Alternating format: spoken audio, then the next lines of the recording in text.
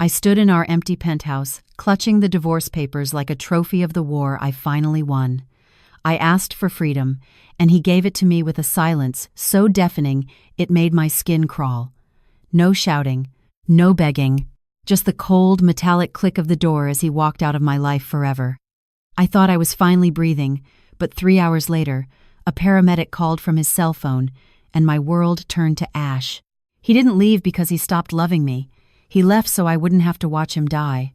I got the freedom I screamed for, but standing in this graveyard of our memories, I realized I didn't just lose a husband, I murdered the only man who was willing to be the villain just to save me from the truth. Now, the silence is no longer a gift. It's my life sentence. If you enjoy emotional and dramatic stories like this, make sure to subscribe to the channel right now so you don't miss the next episodes. Every subscription motivates us to keep bringing you better stories every day. And now we're curious. Where are you watching from? And what are you doing while watching this video? Tell us in the comments. We'd love to know where our viewers are around the world. The penthouse smelled like expensive lilies and a dying marriage, a suffocating mix of floral sweetness and the cold metallic scent of unspoken resentment. I sat at the mahogany dining table, wearing a silk dress that cost more than my first car, waiting for a man who had been 5 minutes away for the last 3 years. Tonight was our 10th anniversary, a milestone that felt more like a survival marker than a celebration. When the doorbell finally rang, it wasn't the rhythmic, confident stride of Julian's footsteps that followed. It was a courier, a young boy in a crisp uniform who wouldn't even meet my eyes as he handed me a velvet box. Inside, a 5-carat diamond necklace sat nestled against the black foam, cold and heavy. It wasn't a gift. It was a bribe for my continued silence, a glittering shackle to keep me from asking where he was or who he was becoming. I didn't put it on. Instead, I took my engagement ring, a stone that used to represent a promise, and dragged its jagged edge across the polished wood of the table, carving a permanent, ugly scar into the surface. If he wanted to buy my happiness, he was 10 years too late. I walked to his study, my heels clicking like a countdown on the marble floor, and placed the divorce papers right on top of his Man of the Year trophy. The silence of the apartment was a heavy shroud, pressing against my chest until I felt I might shatter. Then, the front door opened. Julian walked in, smelling of the cold evening rain and a world of high-stakes power that I was no longer allowed to touch. He didn't even take off his coat or offer a greeting before his eyes fell on the white sheets of paper. The air in the room seemed to vanish. I expected a storm, a roar of ego, or at least a flicker of betrayal, but he just stood there, his shadow stretching long and jagged across the room. He reached into his inner coat pocket and pulled out a small amber pill bottle. I watched his throat move as he swallowed 2 dry, his hand trembling just enough for the plastic to rattle against his teeth, a sound that made my own skin crawl with a sudden, inexplicable dread. He didn't look at me as he picked up the gold fountain pen from the desk. His movements were clinical, devoid of the passion that used to define us. "Is this what you really want, Evelyn?" he whispered, his voice sounding like dry leaves skipping over a grave. My heart hammered against my ribs, a trapped bird screaming for exit. "I want to breathe, Julian," I choked out, my voice trembling despite my resolve. "I can't breathe in this museum you've built for me. I'm tired of being a ghost in your life." Without another word, he bent over the desk. The scratch of the nib against the paper sounded like a bone breaking in the stillness of the room. He signed his name with a steady, surgical precision, as if he were finally cutting a tumor out of his life, rather than the woman who had sacrificed her youth to build his empire. As he handed the paper back to me, his fingers brushed mine. They were ice cold, devoid of any human warmth. But as my eyes followed the movement of his hand, I froze. A single drop of dark, thick blood fell from his nose, splattering onto the pristine white page right next to his signature. He didn't wipe it away. He just turned toward the door, leaving me standing in the wreckage of my freedom, staring at the red stain that looked less like an accident and more like a final, silent seal. The crimson stain on the divorce papers was still wet, a visceral exclamation point at the end of a decade-long sentence. But Julian didn't stay to explain it. He walked away with a strange, hollowed-out posture I had never seen before. His shoulders, usually broad enough to carry the weight of a billion-dollar empire, seemed to collapse inward. The heavy oak door clicked shut with a finality that made the entire penthouse feel like a tomb. I stood there for what felt like hours, clutching the paper until the edges crumbled in my grip, staring at the drop of blood that was slowly being absorbed into the fiber of the document. I had expected to feel a rush of adrenaline, the sweet, intoxicating burn of victory, but instead, I felt a chilling vacuum opening up in my chest. My freedom didn't smell like fresh air. It smelled like the stale, clinical scent he had left behind. I spent the night in the guest room, unable to bear the vast, cold expanse of our master suite, listening to the hum of the city below. In Manhattan, the lights never go out, but in this apartment, the darkness felt thick enough to swallow me whole. Every creak of the floorboards sounded like his ghost, and the silence I had fought for now felt like a predator waiting in the corners of the room. When the sun finally crawled over the city skyline, casting a gray, unforgiving light over the wreckage of my home, I began the ritual of erasure. I moved through the apartment like a scavenger, pulling my life out of the seams of his. I cleared my vanity and packed my silk robes, but when I entered his private study, a room that had been a forbidden fortress for years, I saw the first crack in his perfect facade. Julian was a man of surgical precision, yet his desk was a mess of shattered glass from a fallen water tumbler and scattered folders. Right there, sitting openly on the mahogany surface, as if he had forgotten to hide it in his final, hurried exit, was a thick medical file from the Sloan Kettering Cancer Center. My heart did a slow, painful roll in my chest. This was a man who never showed weakness, who managed global mergers without breaking a sweat, yet the folder was stained with the same dark red droplets I had seen on the divorce papers. My breath hitched as I flipped through the pages, the medical jargon blurring before my eyes until one phrase stood out in stark, brutal clarity. Glioblastoma multiforme, stage 4. The words felt like a physical blow to the stomach, knocking the air out of my lungs. I sank into his leather chair, the scent of his sandalwood cologne mocking me. This wasn't a midlife crisis. This wasn't the coldness of a man who had grown bored of his wife. This was the calculated withdrawal of a man who was preparing to disappear before his brain betrayed him entirely. I found a small, handwritten note tucked inside the file, the penmanship jagged and erratic, a far cry from his usual elegant script. "She wants to breathe," it read, dated only 3 days ago. "If I stay, I will suffocate her with my rot. My memories are leaking out of me, but I won't let her see me hollow. Let her hate me. Let the hate be the bridge that carries her to the shore when I am gone." A wave of nauseating guilt washed over me, hot and suffocating. I had spent the last year screaming at a man who was fighting a war against his own cells just to protect my memory of him. I reached for my phone, my vision tunneling as I dialed his number, praying to hear even his coldest tone. It went straight to a generic voicemail. I ran to the garage, my heels echoing like gunshots against the concrete, only to find his silver Porsche gone. The spot was empty, save for a small, white envelope resting on the floor, weighted down by his wedding ring, the band he had sworn never to take off. My name was written on the front in a hand that had clearly lost its battle with stability. I tore it open, my fingers trembling so violently I nearly dropped it. Inside was a single key to our old lake house in upstate New York, and a line that shattered what was left of my soul. "I gave you the freedom you asked for, Evelyn. Please don't use it to find me." The drive to upstate New York was a blurred nightmare of rain-slicked asphalt and the rhythmic, mocking ghost of the windshield wipers. I gripped the steering wheel so hard my knuckles turned a ghostly white, the key to the lake house biting into my palm like a jagged reminder of everything I had misunderstood. The city's suffocating neon glow faded into the oppressive blackness of the Adirondack woods, where the trees arched over the narrow roads like skeletal fingers reaching for the car. Every mile felt like a descent into a past I had tried to bury under layers of resentment and expensive jewelry. Julian and I had bought that cabin when we were young and broke, long before the Man of the Year trophies and the cold Manhattan penthouses. It was the only place where we had been just Julian and Evelyn, not a CEO and his trophy wife.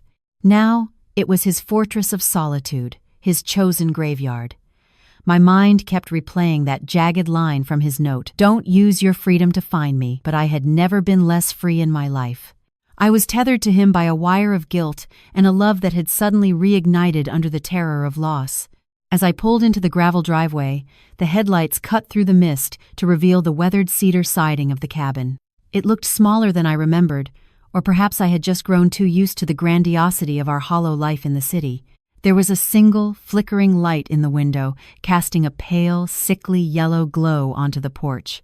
I didn't even turn off the engine. I just stumbled out of the car, my designer heels sinking into the freezing mud, a sharp, pathetic contrast to the diamond necklace still hidden under my coat.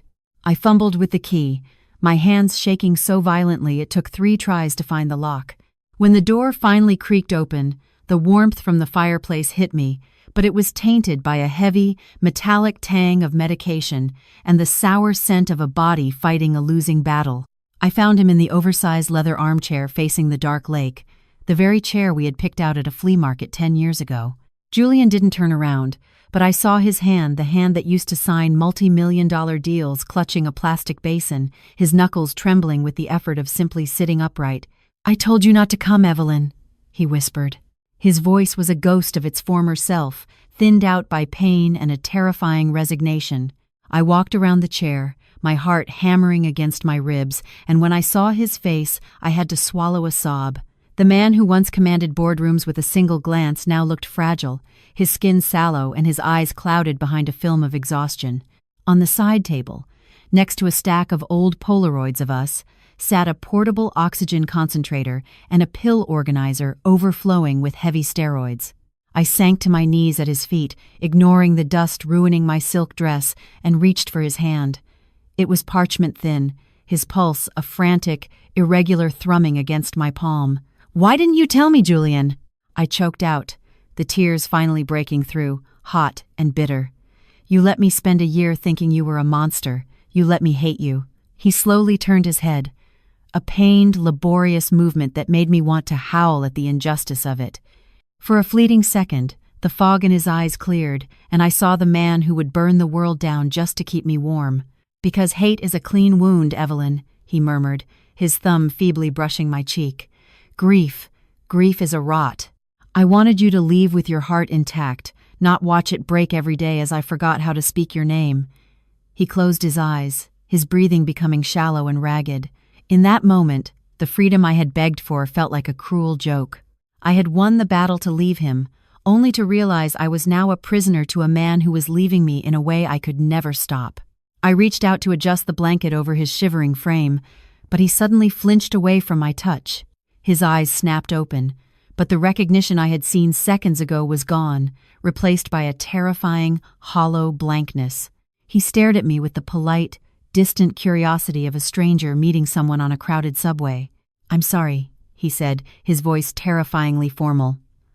"The hospice nurse said she wouldn't be here until morning. Are you from the estate office? You should leave. My wife is coming home tonight, and I need everything to be perfect for her."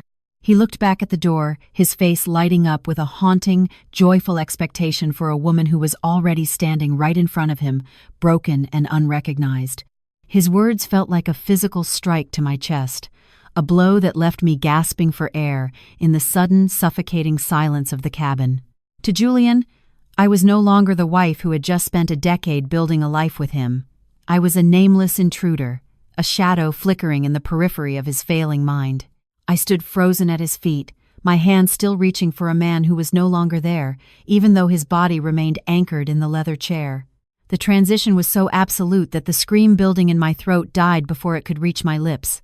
I looked at the old Polaroids on the table, images of us laughing, sun-drenched and invincible, and then back at his polite, expectant face. The man I had accused of being cold and unfeeling was now looking at me with a terrifyingly gentle smile, a smile reserved for the memory of me, while the reality of me meant nothing to him. I realized then that my punishment for asking for freedom wasn't his departure.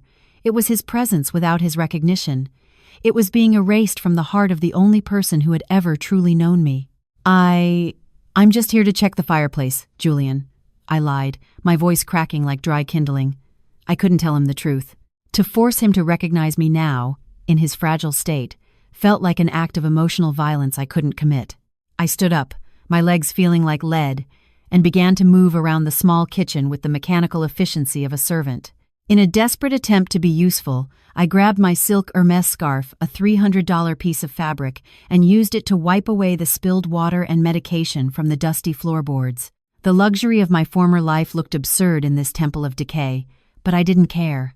I was the free woman I wanted to be, yet I would have traded every diamond in our Manhattan penthouse to have him yell at me, to have him hate me, just to have him know me. He began to talk, not to me, but to the shadows in the room. He spoke of his Evelyn in the third person, painting a portrait of a woman who loved the city but belonged in the trees. He described the way I took my coffee and the exact shade of blue my eyes turned when I was angry. Each word was a needle under my skin. He remembered the woman I was 10 years ago with surgical precision, but the broken woman standing in front of him was a ghost he didn't want in his house. The night wore on, the Adirondack wind howling against the cedars, sighing like a wounded animal. I managed to get him to swallow his pills, my fingers trembling as they brushed his cooling skin. Every time our eyes met, I searched for a spark, a flicker of the man who had signed those divorce papers with a bleeding nose just 24 hours ago, but there was only the polite vacuum of his stare.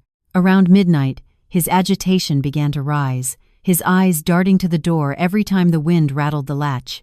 "She should be here by now," he muttered, his voice tightening with a desperate, lucid fear. "The city is dangerous. I built the walls too high to keep her safe, didn't I? I kept her in a gilded cage so she wouldn't see the dark, but now I'm the one lost in it." He reached out and grabbed my wrist, his grip surprisingly strong, fueled by a sudden surge of neurological fire. For a split second, the veil seemed to lift, and his eyes focused on the diamond necklace peeking through my collar, the very bribe for silence I had once loathed. His face contorted in a violent spasm of pain, and a low, guttural moan escaped his lips. The medical monitor on the table began to beep, a frantic, high-pitched warning as his blood pressure spiked.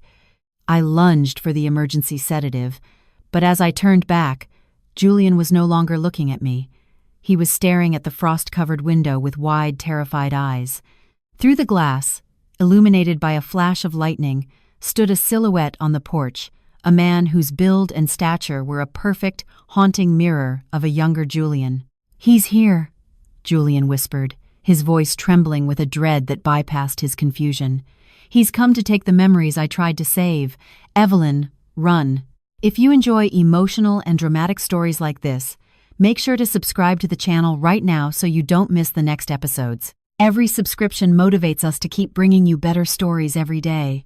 And now we're curious. Where are you watching from, and what are you doing while watching this video? Tell us in the comments. We'd love to know where our viewers are around the world. The door didn't just open, it groaned under the weight of a ghost. The man who stepped into the cabin brought with him a gust of freezing Adirondack air that threatened to extinguish the dying embers in the hearth. I stood paralyzed, the sedative syringe still gripped in my hand like a pathetic weapon as the flickering light hit his face. It was like looking at a version of Julian that had been stripped of grace and polished edges, younger, harder, with eyes that burned with a predatory hunger instead of Julian's fading warmth.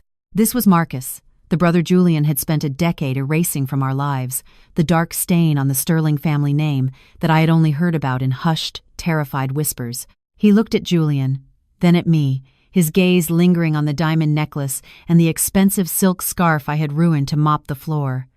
A slow, cruel smirk spread across his face. "So this is where the great Julian Sterling comes to rot," Marcus said, his voice a gravelly echo of my husband's. "In a shack, with a wife who finally figured out she's been living in a beautiful, velvet prison." Julian's breath became a series of short, wet rasps. He didn't recognize Marcus as his brother, but his body remembered the threat. He shrank back into the leather chair, his hands clawing at the armrests, as if trying to push himself through the furniture and into the wall. "Keep her away," Julian whimpered, his eyes fixed on Marcus but his words directed at some invisible protector. "Don't let him take the papers. The trust. It's for her. Only her." Marcus took a step forward, the floorboards screaming under his heavy boots. I moved instinctively, stepping between the chair and the intruder, my heart hammering a frantic rhythm against my ribs. I was no longer the fragile woman who had begged for freedom. I was a cornered animal, protecting the only thing that gave my life meaning. "Get out, Marcus," I spat, my voice surprisingly steady despite the cold sweat slicking my skin. "He's dying. Have you no decency left?" Marcus laughed, a dry, hollow sound that made the hair on my arms stand up. "Decency?" "Julian spent 10 years and millions of dollars making sure I was a ghost so you could play queen in Manhattan. He didn't build those walls to keep the world out, Evelyn. He built them to keep me from telling you that every cent of your perfect life was stolen from the inheritance he cheated me out of. He didn't push you away to save you, he pushed you away to sever the legal ties so I couldn't sue you when he's gone. He reached into his leather jacket and pulled out a crumpled legal document. That divorce paper you forced him to sign? It was the final piece of his puzzle. Without a wife, and with a brain that's currently melting, the power of attorney reverts to me. I'm here for his signature on the trust revocation, Evelyn. Move, or I'll have the state police remove you as a trespassing stranger. The realization hit me like a physical blow. Julian hadn't just been hiding his illness, he had been fighting a desperate, silent legal war to ensure that even in his death, I would be untouchable. He had played the villain, letting me hate his coldness, just so I wouldn't be dragged into the mud with Marcus. I looked back at Julian, who was staring at the ceiling, his lips moving in a silent prayer. He looked so small, so utterly broken by the weight of the secrets he had carried alone to keep my hands clean. "He's not a ghost yet, Marcus," I said, my fingers tightening around the syringe. "And I don't care about the money. I'll burn every trust fund he ever built before I let you touch him." Marcus took another step, his shadow engulfing both of us. He reached out to grab my arm, but he stopped when he saw the look in my eyes. It wasn't fear, it was the cold, calculating fury of a woman who had realized her freedom was a gift bought with the blood of the man she had betrayed. I shoved Marcus back with a strength I didn't know I possessed, my heels acting as anchors in the old wood. "You want the sterling legacy? Take the buildings, take the cars.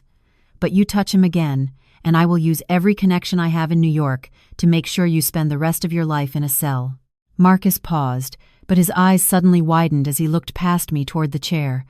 A strange, twisted look of triumph crossed his face. I turned around, my breath hitching in my throat. Julian wasn't sitting anymore. He was standing, fueled by a terrifying surge of terminal lucidity. His eyes were wide, burning with an unnatural, piercing clarity as he stared directly at me, actually seeing me for the first time in months. In his shaking hand, he held the old Polaroid of our wedding day, but he wasn't looking at the image. He was looking at the back of it, where a hidden key was taped. "The cage is empty, Marcus," Julian said, his voice suddenly loud and clear, vibrating with a power that shouldn't have been possible. "I didn't kill Evelyn. I hid her where you can never find her, in the only place that was ever real." He then turned the key toward the floorboards beneath his chair and collapsed. The thud of Julian's body hitting the floor echoed like a gavel in the sudden, suffocating silence of the cabin. I screamed his name, a raw, primal sound that tore through the sterile scent of the room, and lunged toward him, but Marcus was faster. Driven by a decade of fermented greed, he shoved me aside with a brutal force that sent me sprawling against the hearth. His heavy boot narrowly missed Julian's limp hand as he dove for the loose floorboards Julian had pointed to in his final moment of lucidity. The flickering firelight cast Marcus's shadow against the wall, making him look like a vulture circling a fallen king. Julian lay pale and unmoving on the cold wood, his breathing having slowed to a terrifying, shallow rhythm, but his eyes were fixed on the space where I stood. He was still here, trapped in the wreckage of his mind, forced to watch the brother he feared desecrate the only sanctuary he had left.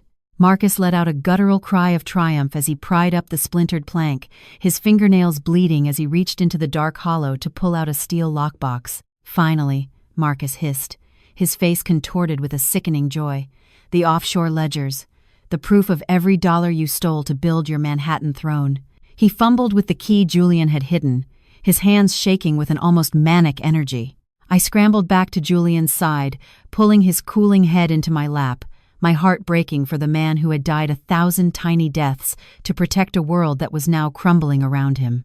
I wanted to tell him it didn't matter, that I would rather be poor and with him than free and drowning in his blood money, but the words were choked off by the sight of Marcus tearing open the box. The lockbox clicked open, but there was no metallic ring of coins or the crisp rustle of high-value bonds. Instead, dozens of small, white envelopes spilled onto the floor. Marcus froze, his face shifting from triumph to a mask of confused rage. He tore one open, then another, his movements becoming increasingly violent as he realized they weren't documents. "Where is it?" he screamed, throwing a handful of papers into the air like confetti. "Where are the codes, Julian? Where is the leverage?" I reached out and picked up one of the scattered notes, my vision blurring as I read the jagged, elegant script. Year 4, Day 2, 110. Marcus came to the office again. I paid the third debt this month. Evelyn noticed the accounts are low, and she thinks I'm gambling. Let her believe it. Better she thinks I'm a loser than knows she's married to a man being bled dry by his own blood. The realization hit me with the force of a tidal wave. The wealth Julian had hidden wasn't stolen money, it was the record of a decade spent in a self-imposed prison of debt and blackmail. He hadn't been cold because he stopped loving me. He had been cold because every ounce of his energy was spent keeping Marcus's shadow from touching my life. He had liquidated his personal soul to buy my safety, piece by piece, while letting me believe he was a distant, greedy monster. Marcus, realizing the fortune he sought didn't exist, let out a howl of fury. He lunged at me, grabbing the front of my dress to drag me away from the box, his eyes bloodshot and wild. "He gave it to you! He hid the transfer codes in these damn letters?" As we struggled, a log shifted in the fireplace, sending a cascade of sparks onto the carpet of scattered letters. In his rage, Marcus kicked a stack of envelopes directly into the embers. Suddenly, Julian's hand spasmed, his fingers clawing at the air toward the mantel. He couldn't speak, but his eyes were wide with a sudden, localized terror. As the flames caught the dry paper, a hidden compartment in the chimney stone warped by the intense heat popped open. Inside sat a thick, black portfolio, its edges already beginning to curl and blacken in the heat of the growing fire. Marcus saw it at the same time I did. He released me, diving toward the roaring flames to save the only thing left that could be worth a fortune. But as the fire began to climb the curtains, Julian's eyes met mine one last time, and he feebly shook his head, his lips forming a single, silent word: "Run." I looked at the fire, consuming the proof of his innocence, then at the man dying in my arms, and realized I only had enough time to save one. The fire roared with a sudden, predatory hunger, fed by the dry cedar walls and the mountain of letters Julian had spent a decade writing to a woman he was too afraid to hold. The heat was an immediate, physical wall, searing the air in my lungs and turning the cabin into a shimmering furnace of orange and gold. Marcus was a silhouette of madness against the flames, his hands gloved in fire as he reached into the chimney's hidden crevice for the black portfolio, the only thing he believed held the value of his wasted life. I looked at the smoke curling around Julian's head, his face pale and serene amidst the chaos, like a saint waiting for his pyre. His lips moved again, a faint, ghostly repetition of that one word: "Run." He wanted me to let him go. He wanted the fire to consume the evidence of his suffering, the records of his debts, and the man he had become, leaving me with nothing but the freedom I had so cruelly demanded. But as the silk of my dress began to singe, casting a hellish light over the wreckage of our lives, I realized that freedom without the truth was just another name for a life sentence. Marcus let out a scream of agony as the portfolio ignited, the plastic melting onto his skin, but he wouldn't let go of the greed that had defined him.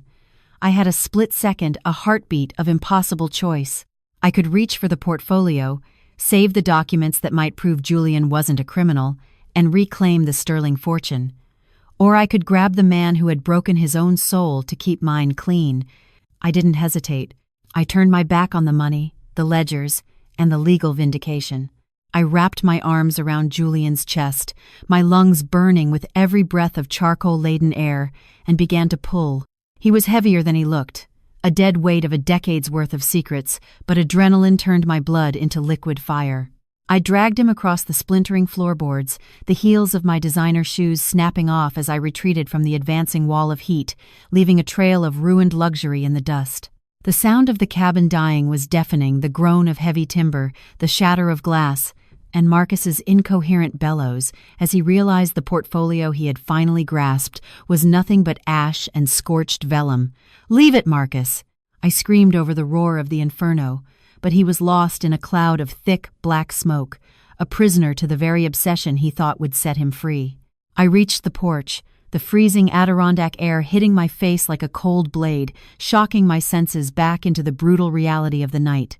I collapsed onto the gravel, dragging Julian's body clear of the structure just as the roof began to buckle and collapse in a shower of sparks. I huddled over him, shielding his frail body with mine, watching as the only place where we had ever been truly happy was erased from the earth in a spectacular, terrifying blaze. Julian's eyes fluttered open, reflecting the orange glow of the destruction. For a moment, the intense heat seemed to have thawed the ice in his mind. He looked at the burning house, then at my soot-stained face, and a single, heartbreaking smile touched his lips. It wasn't the smile of a CEO or a cold stranger. It was the smile of the boy who had once promised to build me a world where I'd never be cold again. "You stayed," he whispered, his voice barely audible over the crackle of the timber. "I gave you a door, and you stayed in the fire." I pressed my forehead against his, my sobs lost in the sound of the collapsing chimney. "I don't want the door, Julian. I want the man who built it."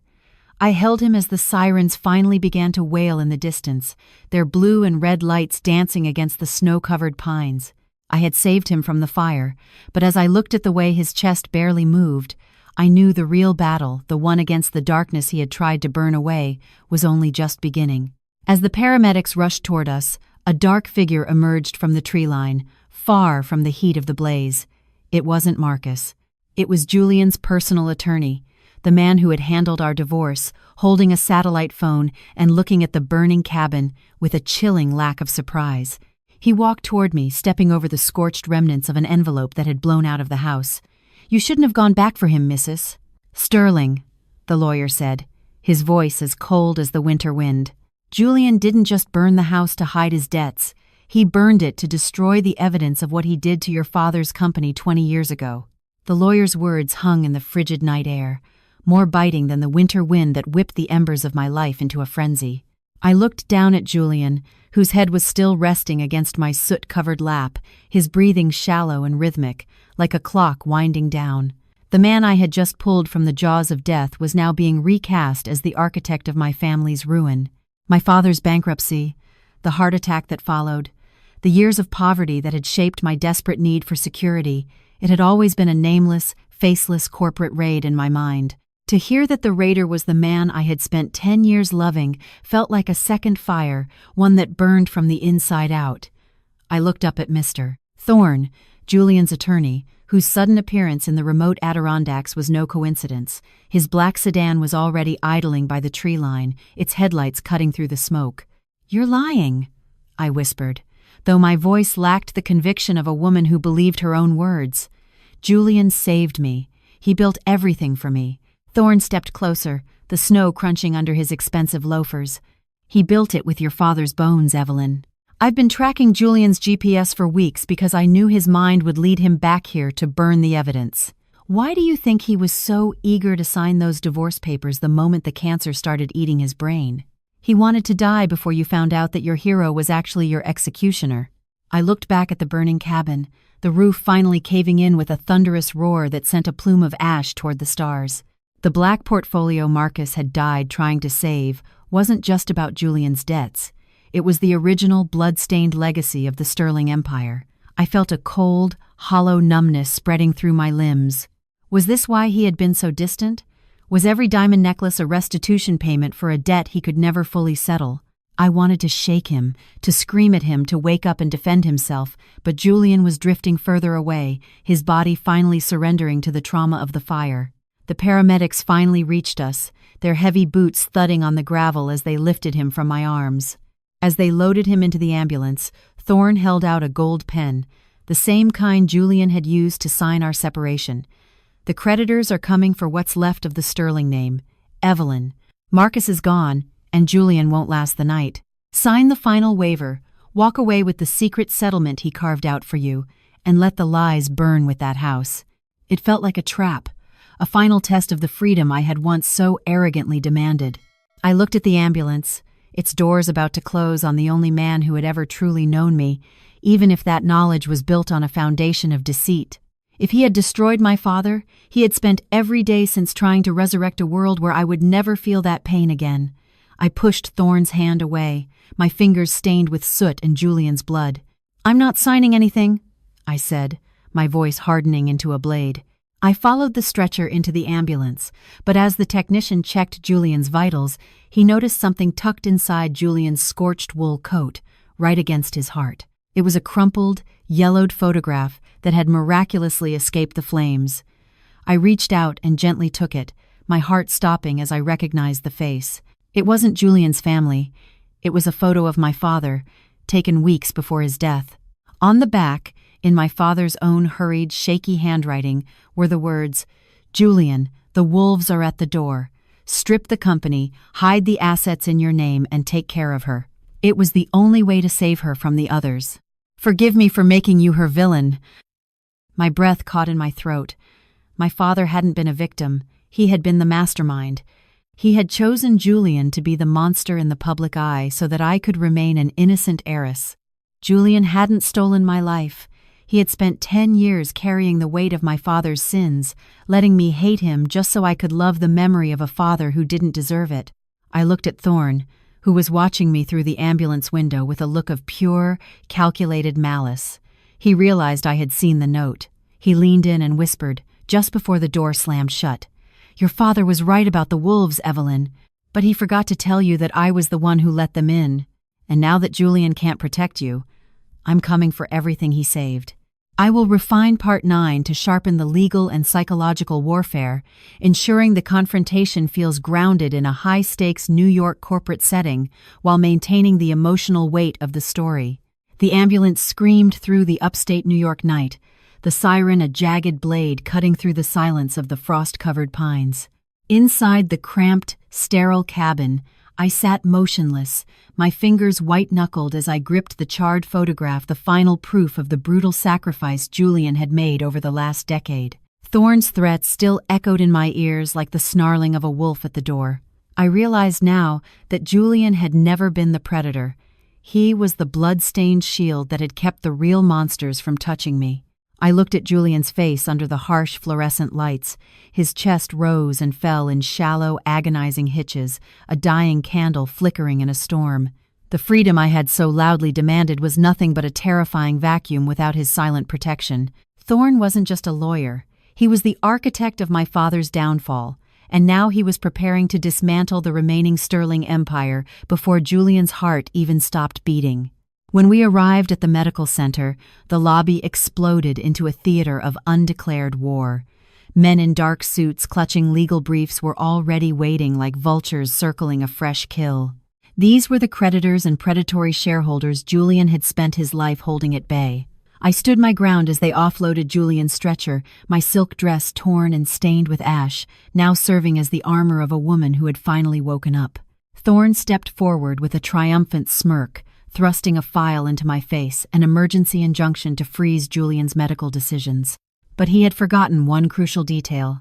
In New York, a divorce is a ghost until the judge signs the final decree.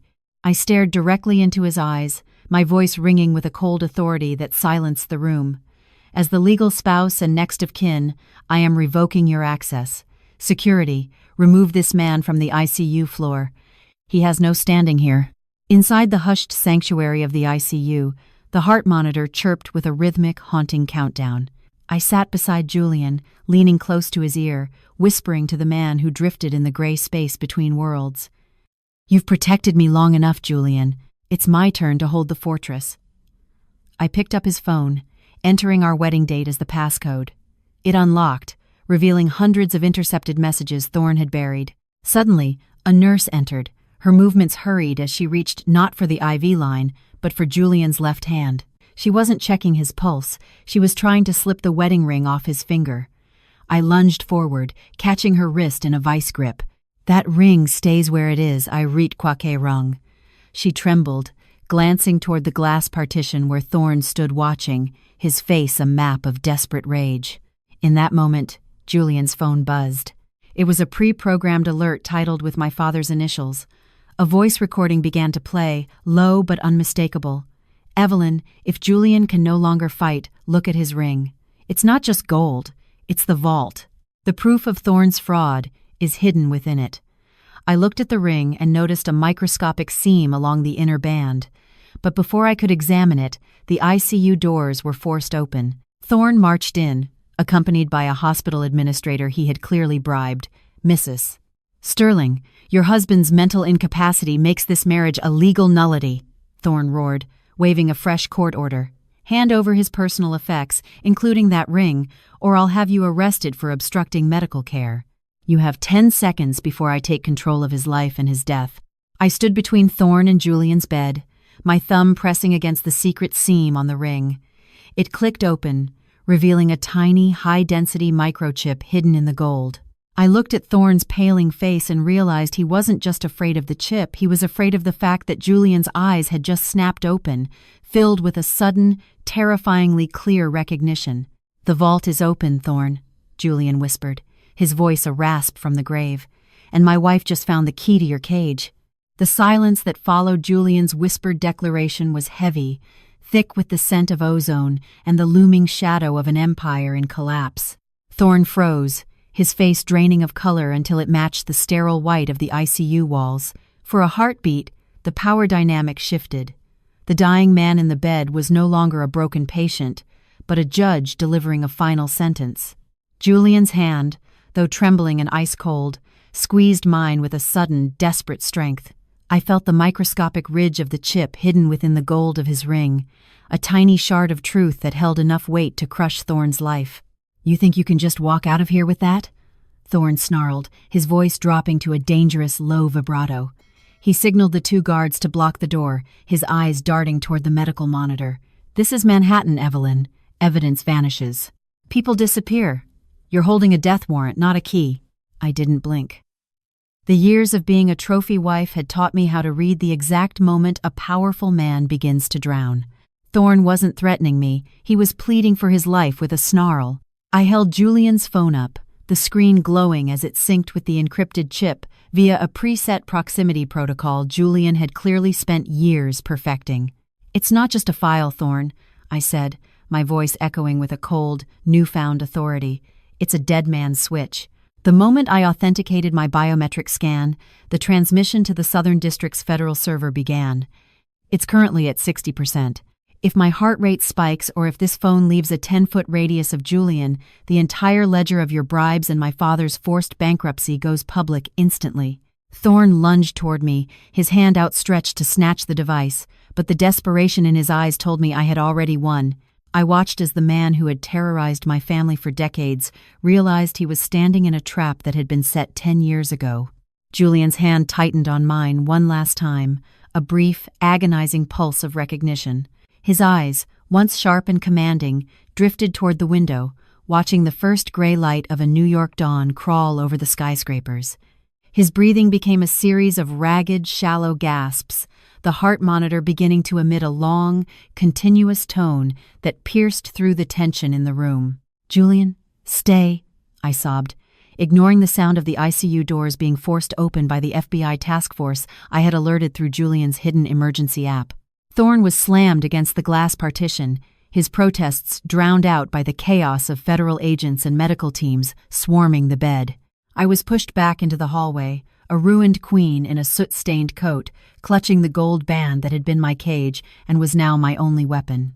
I watched through the glass as they fought to bring him back, realizing that Julian had held on just long enough to see me become the woman he knew I could be. An hour later, the wolves had been dragged away in handcuffs, and the Sterling name was headline news for all the wrong reasons, but the air in the hospital felt finally, blessedly clear. I sat by Julian's bed in the post-storm quiet, watching the slow, mechanical rise and fall of the ventilator. He was still alive, but the terminal lucidity had passed, leaving him a silent ghost of the man who had fought a war for me in the dark. I looked at the ring on my own finger, then at the empty spot on his. I had the truth. I had the vindication. But as I watched the sun hit the glass of the Chrysler building, I realized Julian's greatest gift wasn't the inheritance or the protection. It was the fact that he had carried the weight of being the villain so that I could stay the hero.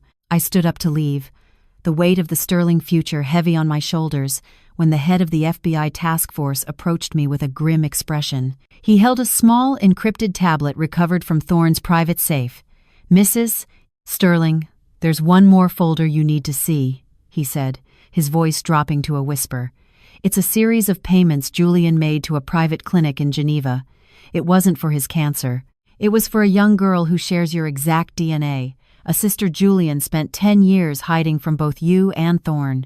I will refine Part 11 to ensure the transition to Switzerland is logically sound, emphasizing the global scale of Julian's protection and the chilling reality of my father's true fate. The clinical chill of the Manhattan ICU felt a world away as Julian's private jet touched down in Geneva, the wheels screaming against the runway like my own internal state. I hadn't changed clothes. I was a ghost in a singed coat, a walking relic of a fire that was still burning through my soul. I used the wedding ring, the one Julian had turned into a master key to bypass the usual protocols, a silent command that opened doors even the Swiss authorities wouldn't challenge. The crisp, alpine air bit at my lungs as I drove toward Cologne, the purity of the mountain wind feeling almost intrusive against the scent of smoke still clinging to my hair. My father had been a man of secrets, Julian a man of sacrifices, and I was the bridge built across their lies. The clinic was a fortress of glass and stone, a sanctuary funded by Julian's systematic, untraceable payments designed to keep one person invisible to the wolves of Wall Street. I was met at the entrance by Dr. Eris, whose professional mask only cracked when I held up the gold band. She didn't need to see my ID. The ring told her that the guardian was incapacitated and the successor had arrived.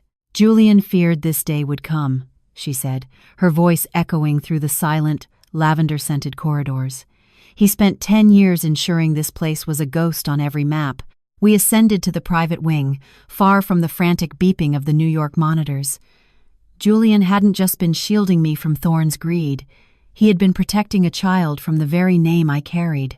He knew that if the sterling creditors discovered her, she would become just another asset to be liquidated, another pawn in a war she never chose to join. When the door to the final suite opened, my heart didn't just beat, it shattered. Standing by a panoramic window was a girl no older than 15, her silhouette a hauntingly perfect mirror of my own at that age. She turned, and the breath left my body. She had my father's chin and Julian's favorite book clutched in her hands. "You're Evelyn," she said, her voice a fragile melody. "Julian said you were a queen in a city made of glass. He said when the glass broke, I'd finally see your face." Her name was Claire, and she had spent her life in this gilded exile, provided for by a man who visited twice a year to speak of a sister who must remain a secret for her own survival. I sank into a chair, the true dimensions of Julian's golden cage finally coming into focus. It wasn't just a penthouse in New York, it was a global barricade. He had played the cold, distant husband, so I wouldn't question his frequent travels or the missing millions he funneled into this sanctuary. He had been the villain in my story, so he could be the savior in hers. Claire placed a small, wooden box in my lap, the twin to the ring I wore. Inside was a single, old-fashioned key and a letter from my father, but the date on the parchment sent a jolt of ice through my veins. It was dated only 3 days ago. I read the letter, my hands shaking so violently the paper rattled. My father hadn't died 10 years ago. He had used the bankruptcy to vanish, leaving Julian to take the fall and protect us from the shadows. "Evelyn, the clinic is a vault, and Claire is the key. Beneath this room lies the original hard drive Thorne would kill to possess. But you must move. Thorne's partners have been tracking your flight. And they aren't coming for the money, they're coming to finish what they started with me at the border." I looked at the window just as a black SUV tore through the clinic's gates, realizing that by coming here, I had led the wolves directly to the one thing Julian had died 1,000 deaths to hide. The roar of the black SUV's engine outside the clinic gates acted like a starting pistol, shattering the fragile sanctuary Julian had spent a decade building. I didn't have time to process the staggering revelation that my father was still alive. The survival instinct Julian had hammered into me during our cold, silent years in Manhattan finally took the wheel. I grabbed Claire's hand, her small fingers trembling against mine, and snatched the wooden box from the table. "Doctor." Eris was already moving, her face a mask of practiced emergency. She pressed a hidden panel behind a bookshelf, revealing a service elevator that led directly to the clinic's underground medical bay. "Julian prepared for this," she whispered, her voice tight as the distant sound of shattering glass echoed from the lobby. "The underground tunnel leads to the staff garage. There is a reinforced vehicle waiting. Go to the Great Street Bernard Pass. If your father is truly waiting, that is where the crossing happens." As the elevator descended, the reality of the situation hit me with the force of an avalanche. Julian hadn't just been a husband or a guardian, he was a master tactician who had anticipated this exact moment of total collapse. The golden cage had expanded into a labyrinth of contingency plans. We reached the garage, the air heavy with the smell of gasoline and damp concrete. A matte black SUV sat idling, its armored windows reflecting the dim fluorescent lights. I shoved Claire into the passenger seat and took the wheel, my heart hammering a frantic rhythm against my ribs.